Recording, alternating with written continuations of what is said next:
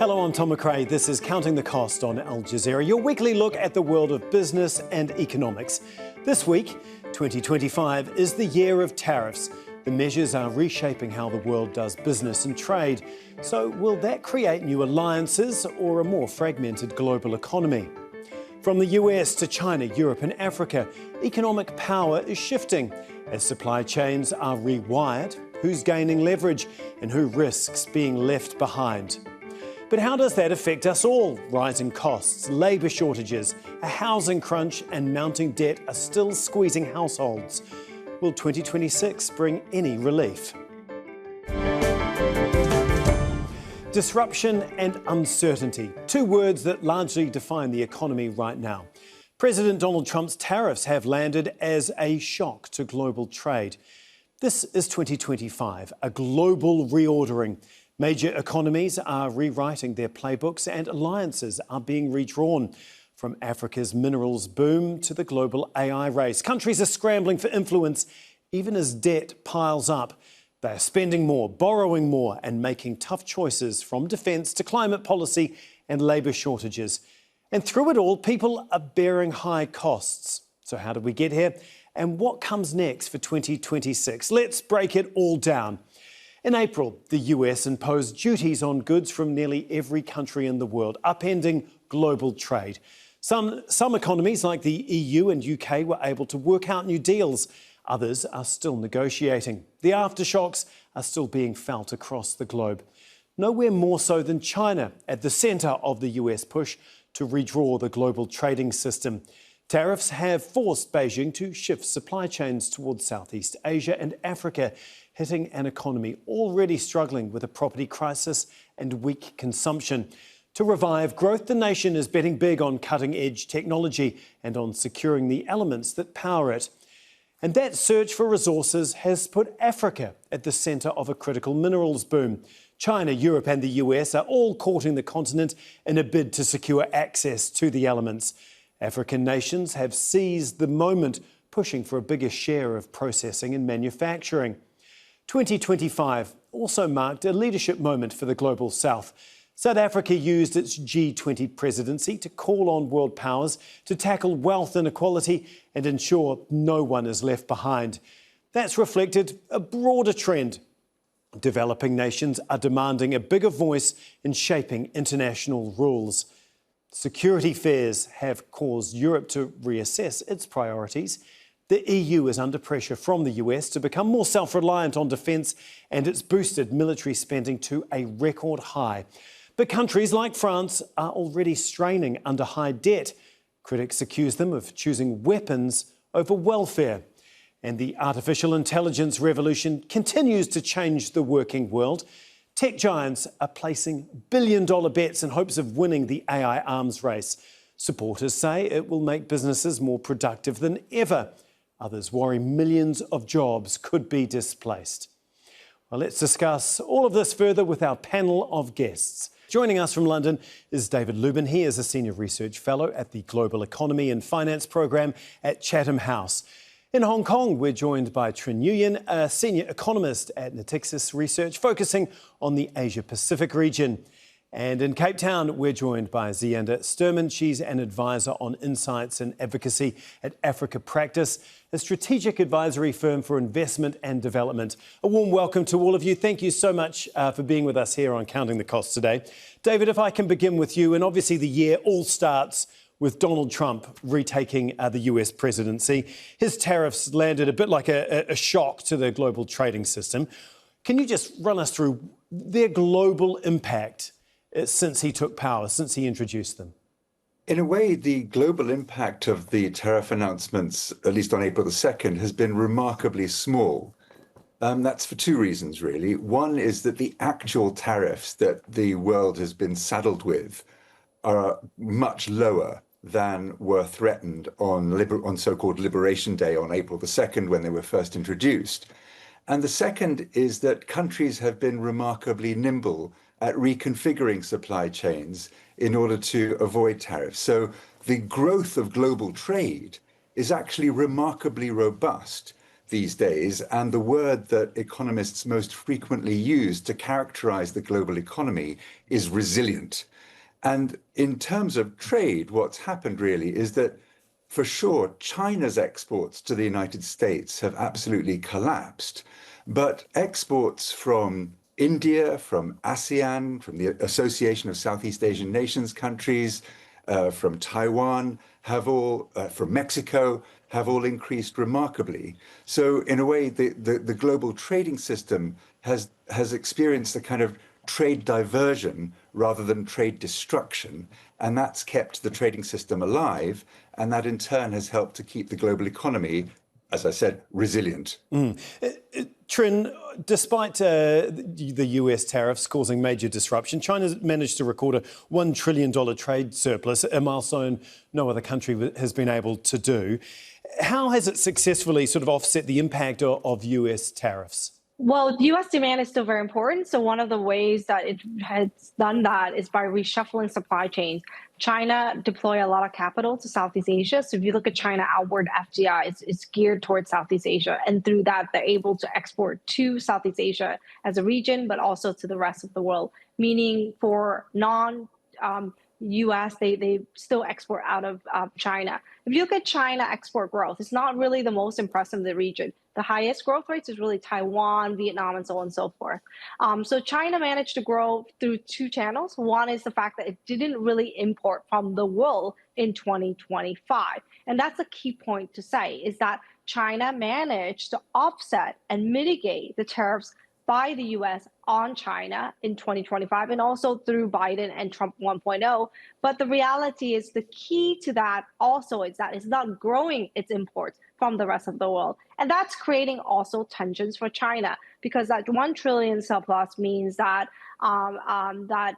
it's gaining comparative advantage. At the same time, it's not really importing much. And what it does with the yuan continues to be a key consideration for the EU, for the rest of Southeast Asia, for the Japanese, and for the Korean exporters. Because the fact is that even though the yuan has appreciated this year, it still underperforms relative to the euro and relative to other Asian traders. And I think moving forward, the question is whether or not China will allow for the reflation of its economy, as in to allow for more imports of goods to support domestic demand? Or is it a story in 2026 where China will continue to export to the world, but its imports are not really growing and is predominantly concentrating on getting rid of this excess capacity? Okay, Zian, I want to get your thoughts on how you think all of this has affected Africa. Has the continent been able to, I guess, make gains through all of this disruption?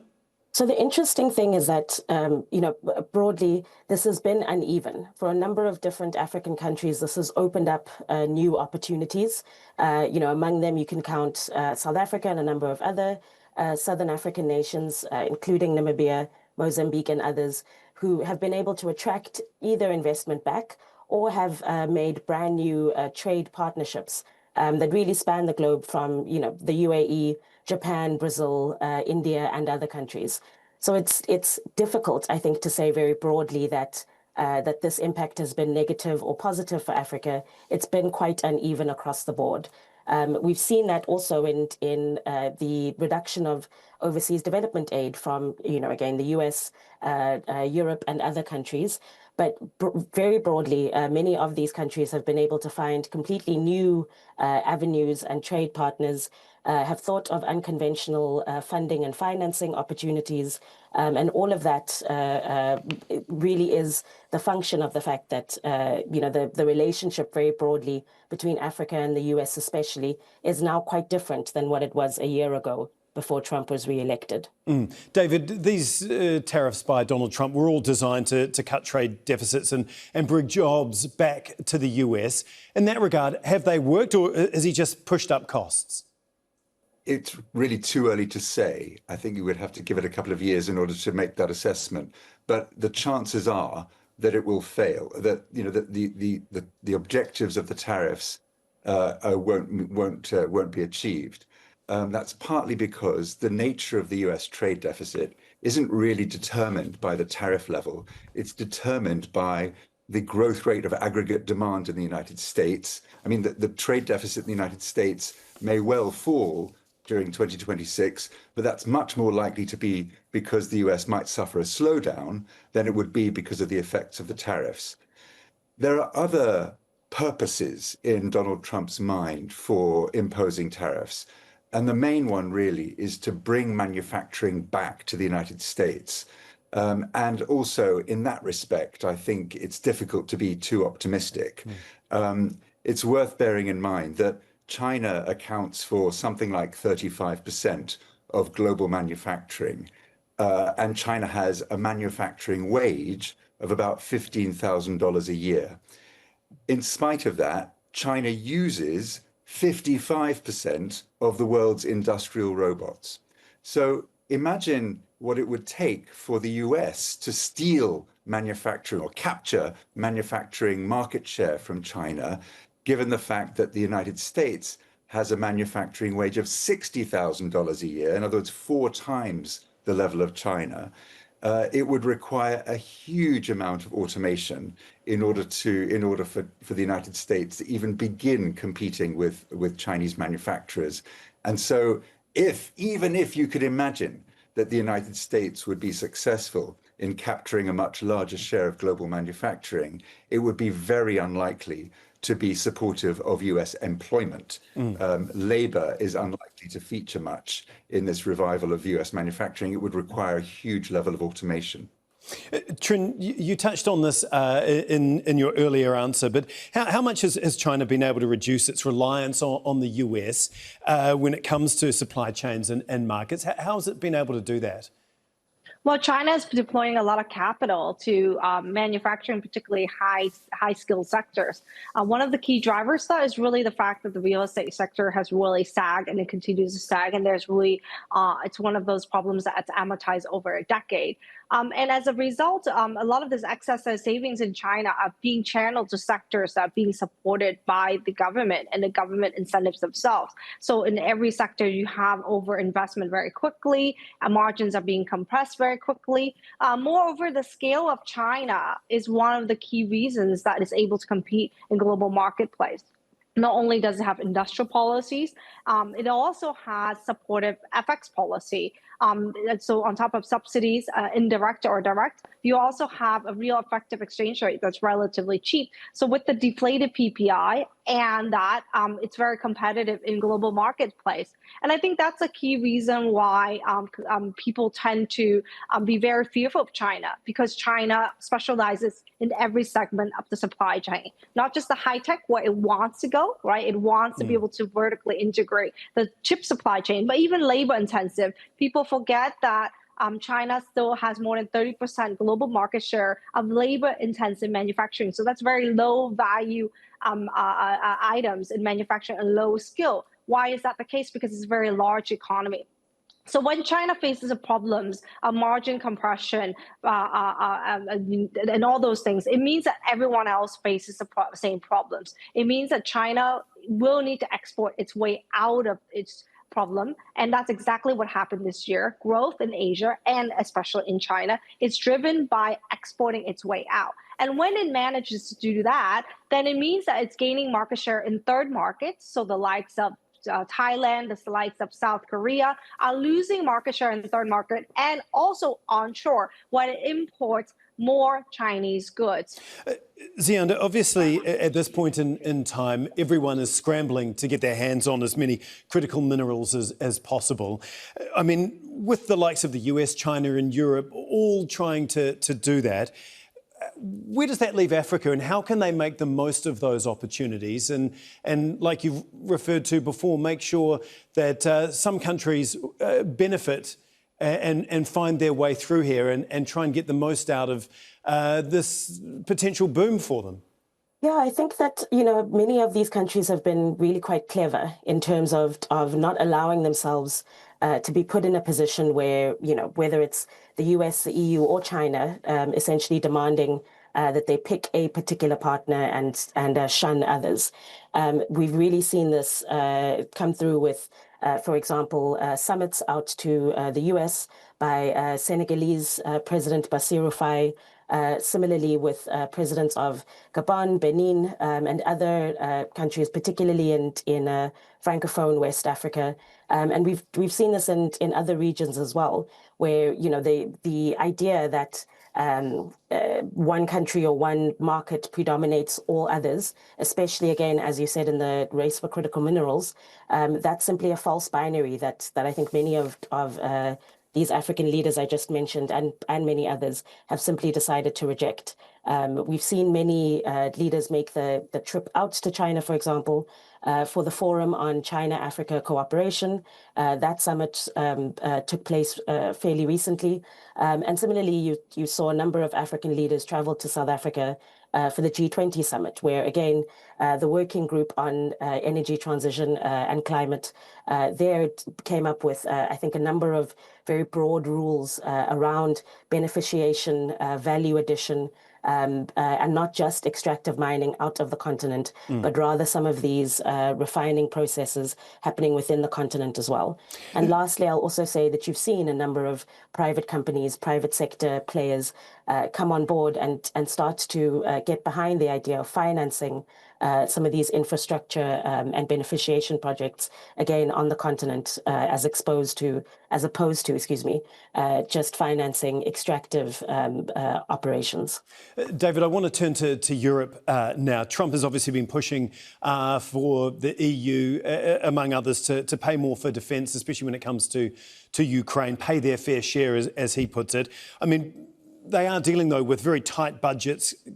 And can governments really afford doing that without public backlash? I mean, there's been the accusation that they're putting warfare above welfare of their own people. If a country can't defend itself, it's not much of a country. And in a way, what Trump has done is to kind of put this challenge to Europe that requires Europe to defend itself and rely less on the security umbrella that's been provided by NATO over the past 80 years or so. The fact that debt levels are high raises some financial risk, but I would say that financial risk at the moment is limited by the fact that inflation seems to be more or less under control. At the moment, that's particularly because commodity prices are experiencing deflation. I mean, although, we hear a lot about the extraordinary rise in the price of gold and silver, for example, the reality is that the price of oil and the price of agricultural goods are all in a state of deflation. In other words, these prices are falling at the moment, and that helps to keep inflation on a downward path. And as long as inflation is on a downward path, bond markets will be relatively well behaved. And as long as that's the case, countries that need to borrow more will have a relatively easy time of it to do that. Trin, obviously Donald Trump is pushing this America First policy. As the US, I guess, turns more and more inward, I mean, China's really trying to present itself as a stable global leader. Do you think that message is resonating? Is that working for them? Well, I think the key point was the APEC meeting in South Korea, where Trump really spent a day there and then he left. And the thesis was that Xi Jinping will inherit Asia. And since then, we have rising fragmentation within the region with geopolitical conflicts between China and Japan, but not only. And also within the region, there's a lot of fragmentation. So I do think that while it is the retreat of the U.S. Is a big challenge for the Southeast Asian countries and the rest of Asia, but the reality that these smaller countries have come to the conclusion that while he may be unreliable, the U.S. is indispensable, particularly for the smaller countries.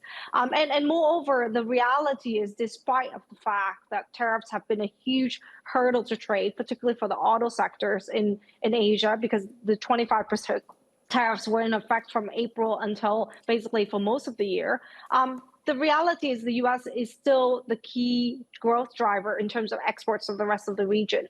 So for China to really, in other words, elevate itself, it needs to also start importing from the rest of the region in terms of importing growth and so on and so forth. And so far, tourism normalization and goods normalization haven't been there. One big big bright spots is really the deployment of capital by Chinese into Southeast Asia. It is a neutral ground for China to deploy capital, and as a result, that's a key area of bright spots. Right. And then for China to continue to do that, it needs to also import a lot of other goods from the rest of the region. Zianda, you're in South Africa, which recently hosted the G20. What did you make of that? Because they really were trying to push the idea of the global South taking more control on the world stage. I think that what South Africa was able to do really well, and one of the reasons why it was able to put the Global South's agenda at the forefront of the G20 meetings is the fact that there was momentum. If you remember the fact that Indonesia, then India, then Brazil, and then South Africa have hosted the G20 in recent years, you've really seen a culmination of a number of these issues that span the Global South, really being at the heart of the conversations through the last year, truly. So these huge structural factors that Global South countries and various pairings, including BRICS and other forums, have really tried to make progress over. That I think came to the fore in South Africa's G20 with a number of these agreements at least making some level of progress. Right. Unfortunately, that is likely to be undermined by the US going into that G20 cycle.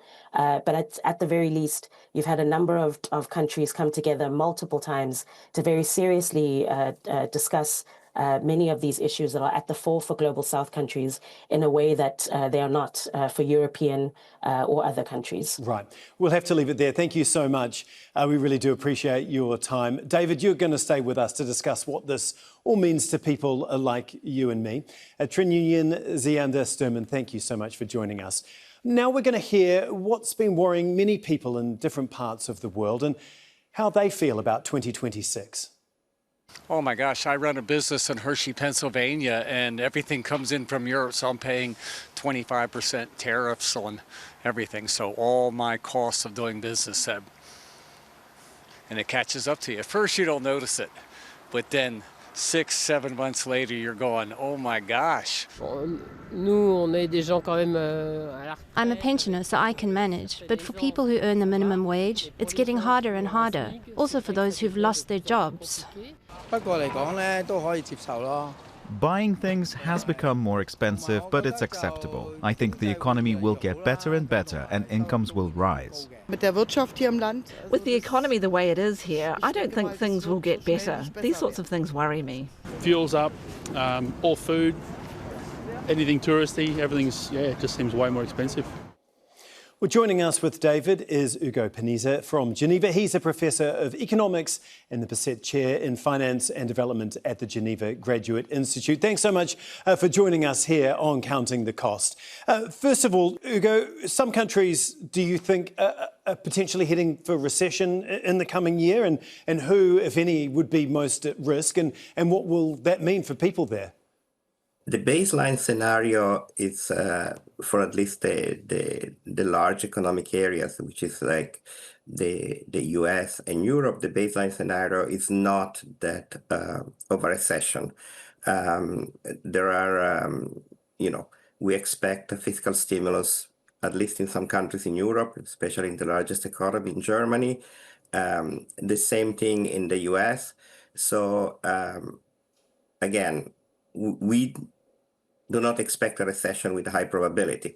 However, there are risks, there are big underlying risks. For instance, the US is mostly pushed by massive investment in artificial intelligence, very high equity prices in this segment of the market, and this is financed with very strange and high levels of debt with very strange debt structure. If something were to go wrong there, then we could have indeed a recession. But that's not the baseline expectation. You mentioned artificial intelligence, obviously. Just briefly, do you think that it's actually going to increase productivity like some are saying, or is it going to transform the world economy, or is it really just going to disrupt jobs and livelihoods here? It's probably going to do both of them. It's going to change the way in which we work. But there's also going to be massive disruption. So the recent Nobel laureate Simon Johnson and Daron Acemoglu wrote a book which describes how artificial intelligence could disrupt the way we work, a little bit how it happened during the first industrial revolution.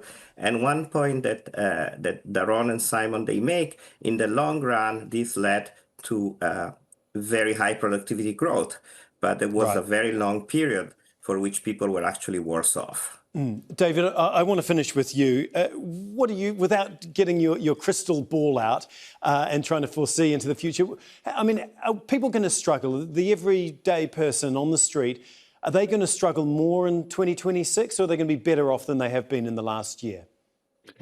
The two engines of the global economy are the United States and China. And although, as Ugo says, the probability of recession in either country is pretty low, it does look like both of those economies are in a process of slowing down. Retail sales growth in China has completely collapsed. The growth rate of fixed asset investment is now negative. And it's also the case that in the United States, the labor market, labor demand seems to be softening. And so the probability seems to be that there's going to be some moderate slowdown in these two engines of the global economy in 2026. And that should have some negative consequences for the growth rate of global trade and for the growth rate of the global economy. And so it's difficult to be super optimistic at this stage, particularly against the background where in 2025, as I said earlier, the worst expectations of many economists at the beginning of the year and after Liberation Day have been proved to be way too pessimistic. In other words, the global economy performed much better than expected this year. I suspect that next year is going to see some signs of slowdown and a bit more difficulty for households globally. We'll have to leave it there, and we really do thank you very much for your time. We appreciate it, David and Hugo. Thanks for joining us here on Counting the Cost. And that is our show for this week. Do get in touch with us on X. I'm at @TomMcRae_NZ. You can use the hashtag AJCTC when you do. Or drop us an email. countingthecost@aljazeera.net is our address. There's much more for you online as well at aljazeera.com/CTC. That will take you straight to our page, which has individual reports, links, as well as entire episodes for you to catch up on. Well, that is it for this edition of Counting the Cost. I'm Tom McRae from the whole team here. Thanks so much for joining us. The news on Al Jazeera is coming up next.